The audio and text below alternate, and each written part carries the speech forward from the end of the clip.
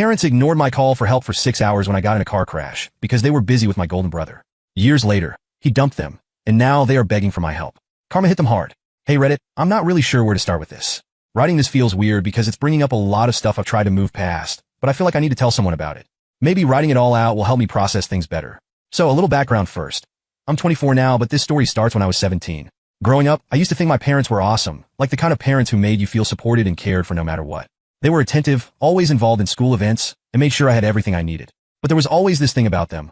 My older brother Adam was clearly their favorite. I didn't want to believe it at first, but it was impossible to ignore. Adam was their golden child. If Adam needed something, he got it. If Adam wanted something, they bent over backward to make it happen. It wasn't like they were mean to me or ignored me outright. It's just that everything was about Adam. I never really resented him for it, at least not when I was younger. I just accepted that this was the way things were. But as I got older, the favoritism became harder to ignore, and it started to affect how I felt about my place in the family. Anyway, when I turned 17, I got my first real job. I was working as a server at a restaurant near my house, and I was proud of myself for finally having some independence. The shifts were late. Most nights I didn't get off until 1 a.m., but I didn't mind. I liked the work, and the tips were good. Here's where things started to go south. My parents had this rule about their phones. Every night from 10 p.m. to 7 a.m., their phones went on Do Not Disturb. They always said it was because they needed their rest and didn't want to be interrupted. We work hard all day, they'd say. We deserve some uninterrupted sleep. At first, it didn't bother me much. I mean, it's their phone, their rules, right? But after I started working late shifts, I asked them to at least make an exception for me. I told them, what if something happens? What if I need you? Their response? Nothing's going to happen. You're responsible enough to take care of yourself. And besides, your grandparents are always awake late if you really need someone. I let it go, but it never really sat right with me. What kind of parents would rather pass responsibility to someone else than be available for their own kid? Then came the night that changed everything.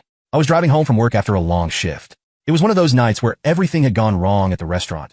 Short-staffed, angry customers, the works. I was exhausted and just wanted to get home and crash. About halfway home, it happened. A car came out of nowhere, speeding through a red light and slammed into mine. The impact was brutal. The sound of metal crunching, glass shattering. It was like something out of a nightmare. The airbags deployed, and I felt the sharp pain shoot through my chest and legs. For a moment, everything went black. When I came to, I was disoriented and in so much pain, I could barely think. My first instinct was to call my parents. My hands were shaking as I fumbled for my phone, but I managed to dial their number. Straight to voicemail. I tried again and again, same result. I knew why they weren't answering. Their phones were on Do Not Disturb, but in that moment, knowing they weren't there for me, knowing they'd chosen their sleep over being reachable for their kid, something inside me broke. Desperate, I started calling other family members. Most didn't pick up because it was the middle of the night, but finally I got through to my grandparents. They didn't even hesitate. As soon as I told them what happened, they said, "We're on our way," and hung up. The ambulance arrived shortly after, and I was rushed to the hospital. The next few hours were a blur of doctors, pain, and fear. My injuries were worse than I'd realized. I had several fractures and internal bleeding that required immediate surgery. By the time my grandparents arrived, I was already being prepped for the operating room. Seeing their faces brought me a small sense of relief. At least someone was there for me. But my parents? They didn't even know I was in the hospital until the next morning when they finally turned their phones back on at 7 a.m.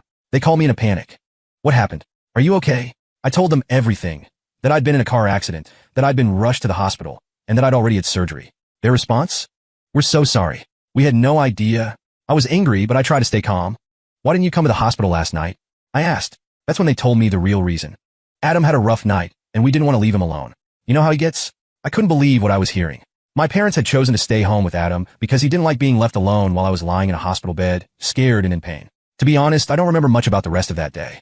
I was still groggy from the surgery and overwhelmed by everything that had happened. But one thing was clear. My parents had let me down in the worst way possible. That night, as I lay in my hospital bed, I started to rethink everything I thought I knew about my family. My parents weren't the amazing, supportive people I'd always believed them to be. They were people who put their own comfort, and Adam's, above their responsibility to me. It was a hard pill to swallow, but it was just the beginning of a long journey that would change my relationship with them forever. After the accident, I thought things might get better between me and my parents. I thought maybe this would be the moment they'd realize how their choices affected me, and that they'd try to fix things. But it didn't play out that way. The first few weeks after I came home from the hospital were tense, to say the least. My body was a wreck. I had several broken bones, internal injuries, and a long recovery ahead of me. Physical therapy became a regular part of my life, and the doctors told me I'd likely have lasting limitations because of the accident. It was overwhelming, both physically and emotionally. My grandparents were there for me every step of the way. They drove me to my doctor's appointments, helped me with therapy, and made sure I had everything I needed. They didn't complain or make excuses. They just showed up. My parents, on the other hand, didn't seem to grasp how much their absence during the accident had hurt me. They offered to help. Of course. They said all the right things. Let us take you to therapy. We can handle your groceries. And we'll do anything to make it up to you. But I didn't want their help. Every time they offered, it felt hollow. I kept thinking about how they weren't there when it mattered most, how they prioritized Adam over me when I was at my most vulnerable. The worst part was that Adam didn't seem to care at all.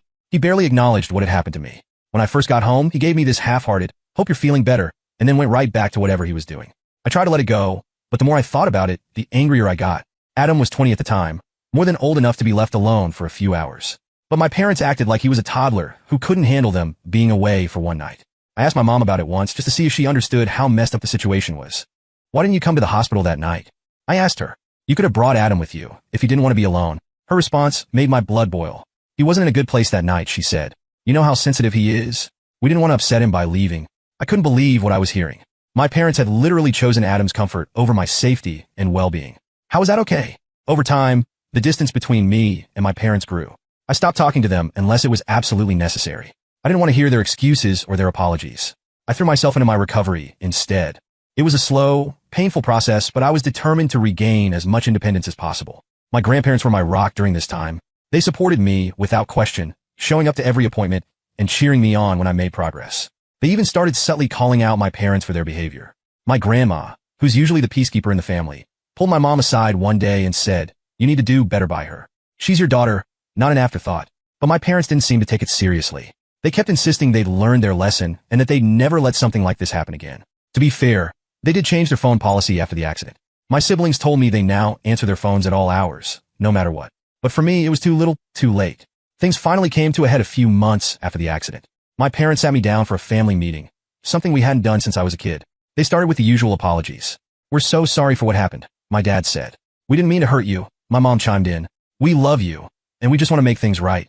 But then they pivoted. "You need to start letting us help you," my dad said. "We're your parents, and it's our job to take care of you." That's when I lost it. Where was that energy the night of the accident? I asked. When I was lying in a hospital bed, scared and hurt. Where were you? Oh, that's right. You were at home with Adam because he didn't want to be left alone. They didn't know what to say. My mom started crying, which just made me angrier. "Stop crying," I said. "Crying doesn't fix anything. It doesn't change the fact that you chose him over me. You always choose him over me." For the first time, I saw my parents' faces shift from guilt to something else. Maybe realization, maybe denial. I couldn't tell, but they didn't argue with me after that. After that conversation, I pulled away even more. I refused their help with therapy, told them I didn't need their money, and kept all my interactions with them as brief as possible. It wasn't easy. A part of me wanted to forgive them, to move past everything and rebuild our relationship. But every time I thought about that night, about calling their phones over and hearing nothing but voicemail, I felt that same sense of abandonment all over again. My grandparents tried to mediate, of course. They kept telling me, "They're your parents. They love you. You have to find a way to forgive them." But I couldn't. The truth was, I didn't trust them anymore. By the time I turned 20, I had saved up enough money to move out of my parents' house. It wasn't a fancy place, just a small apartment. But it was mine, and it felt like freedom. My parents were devastated. They begged me to stay, saying they'd do whatever it took to fix things. But I was done. "I need space," I told them. "You've had years to make this right, and you didn't. I don't need you in my life anymore." They cried, of course. My mom kept saying, "You'll always be my baby," but it didn't mean anything to me anymore. That was the day I truly started to rebuild my life on my own terms. Once I moved out, I thought I'd finally have some peace. I figured the distance would make it easier to forget about the accident, the broken trust, and everything else my parents had done to let me down. For while it worked, being on my own gave me the space to focus on myself, my recovery, my job, and rebuilding my life. But even with me out of the house, the shadow of Adam still loomed over everything. Adam had always been the golden child growing up. It was like he could do no wrong in my parents' eyes. Whether it was school, sports, or just being the perfect son, they praised him constantly. And if he ever messed up, they found a way to excuse it or blame someone else. After a while, it felt like their favoritism became even more glaring while I was trying to heal and process everything that had happened. They were still completely wrapped up in Adam's world. At first, I didn't hear much about him. I had distanced myself from my parents, and I wasn't exactly keeping tabs on what Adam was doing. But then my grandparents started filling me in. "Your parents are so focused on Adam," my grandma said one day. "They're always worried about him." I asked her what she meant, and she sighed. "He's going through a lot," she said vaguely. It turned out Adam was having some issues with work. He'd bounced between a few different jobs, none of which seemed to stick. My grandparents said my parents were constantly bailing him out, paying his bills, helping him find new opportunities, and basically holding his hand through everything. It was frustrating to hear, but it wasn't surprising. This was classic Adam. He always relied on our parents to fix his problems, and they were more than happy to oblige. What really pushed me over the edge, though, was when I found out about the lengths my parents had gone to protect him during the night of my accident. One day, during a conversation with my grandma, she let something slip. You know, she said, your parents didn't even tell Adam you were in the hospital that night. They didn't want to upset him. I couldn't believe what I was hearing. Wait, I said, are you telling me Adam didn't even know I'd been in an accident until the next day? She nodded. They said he wasn't in a good place to handle it. They thought it was better to wait. I was furious. Not only had my parents chosen to stay home with Adam instead of coming to the hospital, but they hadn't even bothered to tell him what was going on. They'd shielded him from the whole situation as if his feelings were more important than my life. Over the next few months, my relationship with my parents went from distant to non-existent. Every interaction with them felt fake, like they were trying to win me back without actually addressing the root of the problem. Meanwhile, Adam continued to enjoy his golden child status. My parents were still bending over backward for him, even as he drifted further into his own messes. At one point, my mom called me and said, we need to have a family dinner. It's been too long. I reluctantly agreed, figuring it was better to keep the peace. But when I showed up, the entire evening revolved around Adam. They spent the whole dinner talking about his job search, his hobbies, and his latest plans. My mom even said, Adam's been working so hard lately. We're so proud of him. I sat there quietly stewing, wondering if they even remembered everything I'd been through. The breaking point came a few years later when Adam started dating someone my parents didn't like. Her name was Jess, and from what little I knew of her, she seemed fine. She was smart, independent, and didn't put up with my parents' nonsense. But that's exactly what they hated about her. She's a bad influence, my mom said during one of our rare phone calls. She's changing Adam in ways we don't like. Maybe he needs to change, I replied. That didn't go over well. My parents spent months trying to sabotage Adam's relationship with Jess. They accused her of being controlling, manipulative, and even claimed she was trying to isolate him from the family. The irony wasn't lost on me. My parents had spent my entire life isolating me in favor of Adam, and now they were upset because someone else was pulling him away from them. Eventually, Adam had enough. He moved out, cut off most contact with our parents, and started building a life with Jess. It was surreal to watch. For so long, I'd been the black sheep of the family, the one who was difficult and ungrateful for pulling away. But now Adam, their golden child, was doing the same thing. My grandparents called me one day and said, your parents don't know what to do. They're heartbroken over Adam. Maybe they should have thought about that before trying to control his life, I said. Now, with Adam gone, my parents have turned their attention back to me. They've been calling more often, leaving voicemails about how much they miss me and how they want to repair our relationship. They've even started sending me gifts, things they never bothered to do when I was living under their roof. It's clear they're trying to fill the void Adam left behind, but I'm not interested. My grandparents have asked me to give them another chance. They've learned from their mistakes, they said. They're trying to make things right, but I don't believe that. My parents haven't changed. They're just desperate now that their golden child has moved on. If there's one thing I've learned through all of this, it's that some relationships aren't worth saving. My parents made their choices, and I've made mine. After Adam distanced himself from my parents, I knew it was only a matter of time before they turned their attention back to me. At first, I thought maybe they'd leave me alone. I'd made it pretty clear over the years that I wasn't interested in rekindling our relationship, and I assumed they'd respect that. I was wrong. It started small, texts here and there, asking how I was doing or if I wanted to grab lunch. I ignored most of them, but they didn't stop. Then came the phone calls. My mom would leave voicemails saying things like, we miss you, sweetheart. Can we talk? Or, your dad and I have been thinking about you a lot lately. Please call us back. I didn't respond. Then they escalated their efforts. They started showing up unannounced at my apartment. The first time it happened, I opened the door and saw both of them standing there, looking nervous but determined. We just want to talk, my mom said.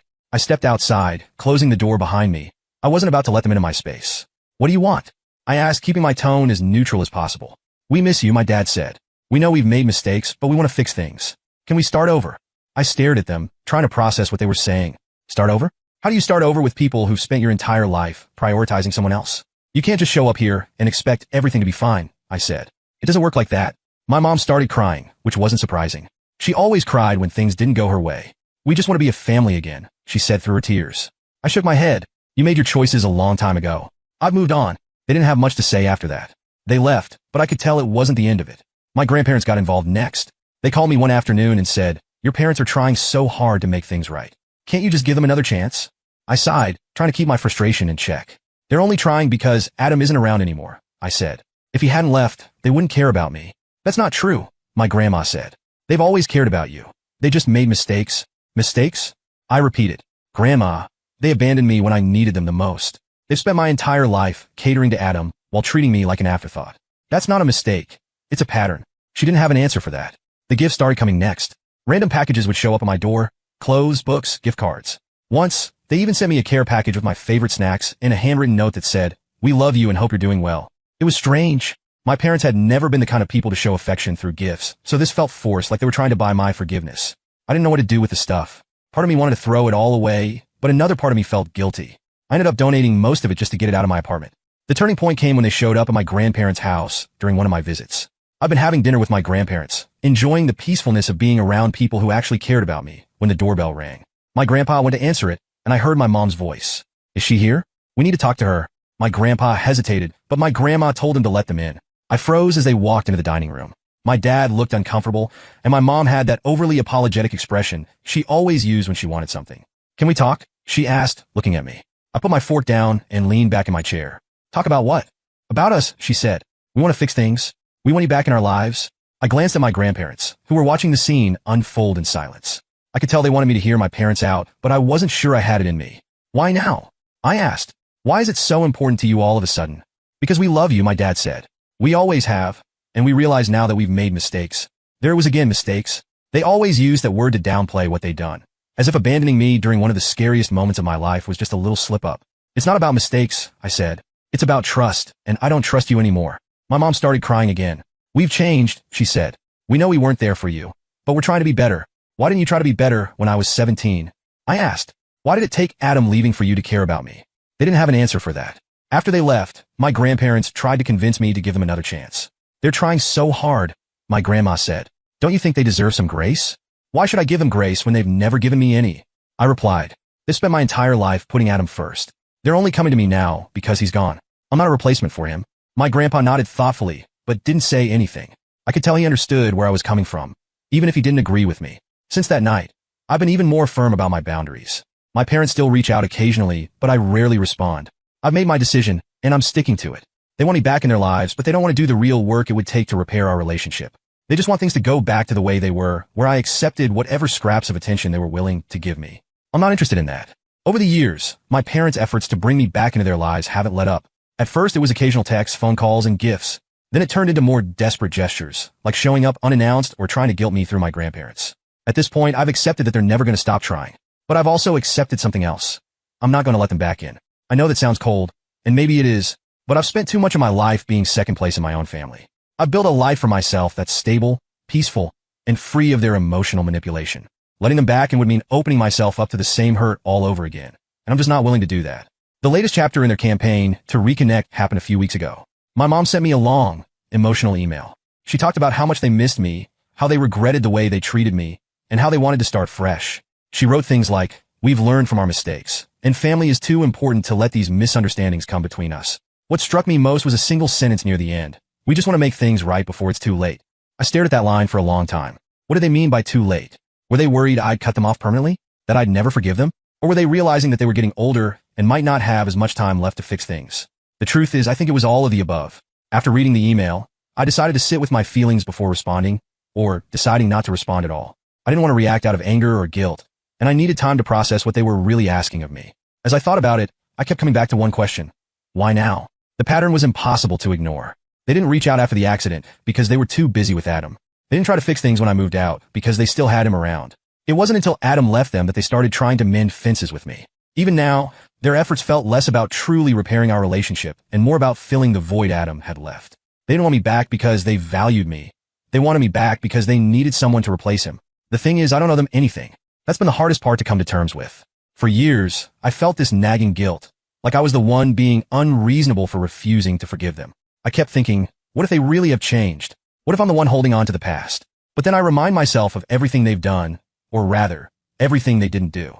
They didn't come to the hospital when I was lying there, scared and hurt. They didn't put me first when I needed them most. And they didn't even tell Adam about the accident because they didn't want to upset him.